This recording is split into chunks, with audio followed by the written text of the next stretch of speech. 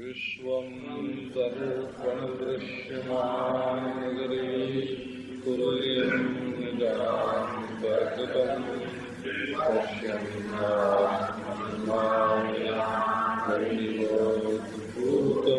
यथा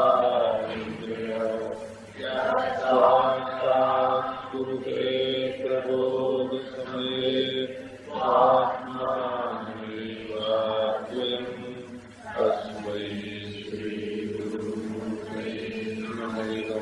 श्रीदक्षिणामूर्ते दूर्वादलद्युतितनुं तरुणाब्जनेत्रम् हेमाम्बरं वरविभूषणभूषण कन्दर्पकोटिकमनीयकिशोरमूर्तिम् पूर्तिं मनोरथभुवां भज जानकीशम्। ॐ शान्ति शान्ति। राम भगति सुर सरितहि जाई, मिली सुकीरति सरज सुहाई। सानुज राम समर जसु पावन, मिले महानद सोन सुहावन। जुग बिच भगति देव धुनि धारा, सोहति सहित सुगिरति विचारा। त्रिविध ताप त्रासक त्रिमुहानी, राम स्वरूप सिंधु समुहानी। मानस मील मूल मिली सुर सरिही, सुनत पावन करिही। बिच बिच कथा विचित्र विभागा, जनुसर तीर तीर बन भागा। उमा महेश विवाह बराती, ते जलचर यगनित बहु भांति। रघुबर जन्मय नंद बधाई, भंवर तरंग मनोहर ताई। बाल चरित चहु बंधु के, बनज विपुल बहुरंग। नृपरानी परिजन सुकृत, मधुकर बारि विहंग। ओम। अब वर्णन करते हैं कि अब ये सरजू नदी जब चलती है तो जाकर के गंगा जी से मिलती है। बलिया के आगे, छपरा के आगे वो दोआबा और सरजू नदी जा करके मिल जाती है गंगा जी में। तो ये तुम्हारी कविता की नदी जा करके किससे मिलती है? कविता सरजू है और मानस से निकली है। ये कहाँ मिलती है? बोले राम भक्ति में जाकर के मिल जाती है। राम भक्ति गंगा है और उसमें ये कविता की सरजू जाके मिलती है, क्योंकि सरजू तो भगवान की शुभ कीर्ति है ना। बोले भाई जहाँ सरजू मिलती है वहाँ तो उस पार सोन भी मिला हुआ है गंगा जी से। सोन का बालू लाल लाल होता है हो तो पानी भी लाल मालूम पड़ता है। ये यहीं जहाँ से नर्मदा जी निकली है ना, अमरकंटक, वही एक ओर से नर्मदा जी निकली हैं और एक ओर से सोन निकला है। क्या आश्चर्य है देखो कि एक ही शिखर के एक ओर से नर्मदा जी निकली तो भड़ौच में आके खंबात की खाड़ी में मिली समुद्र से, और एक और वहीं से दूसरी ओर से महाराज। हाँ, लोग कहते हैं कि वो नर्मदा जी से ब्याह करना चाहता था।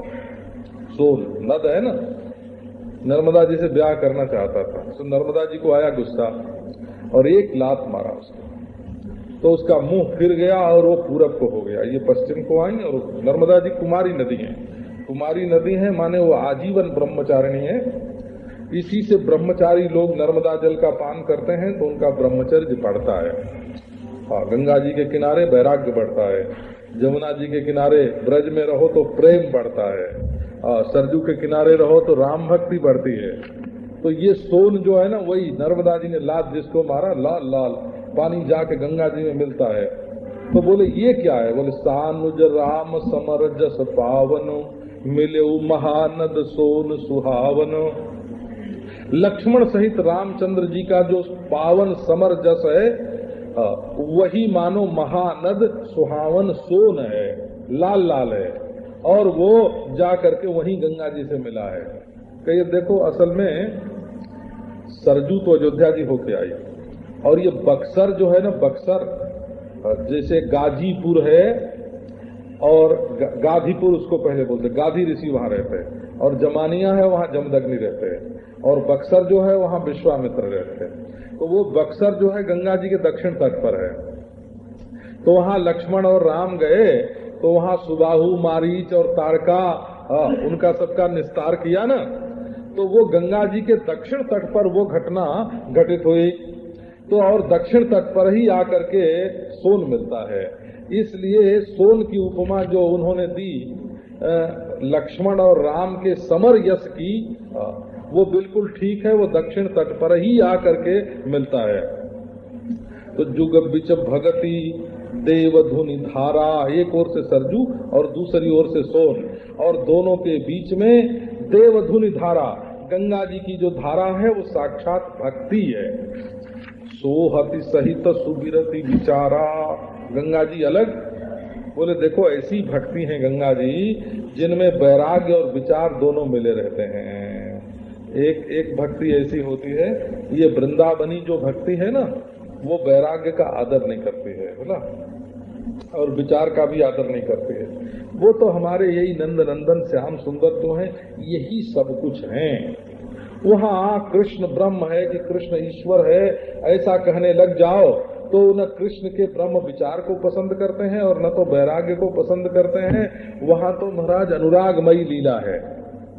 पर ये जो राम भक्ति है ना, इसमें प्रपंच से वैराग्य और ब्रह्म विचार दोनों मिला हुआ है। राम ब्रह्म परमार्थ रूपा, यही गंगा जी है। त्रिविध, ये विचार का तिरस्कार नहीं है राम भक्ति में, और श्याम भक्ति में कहीं कहीं विचार का तिरस्कार भी मिलता है। वैसे विचारक लोग भी होते हैं उसमें, वो बात दूसरी है।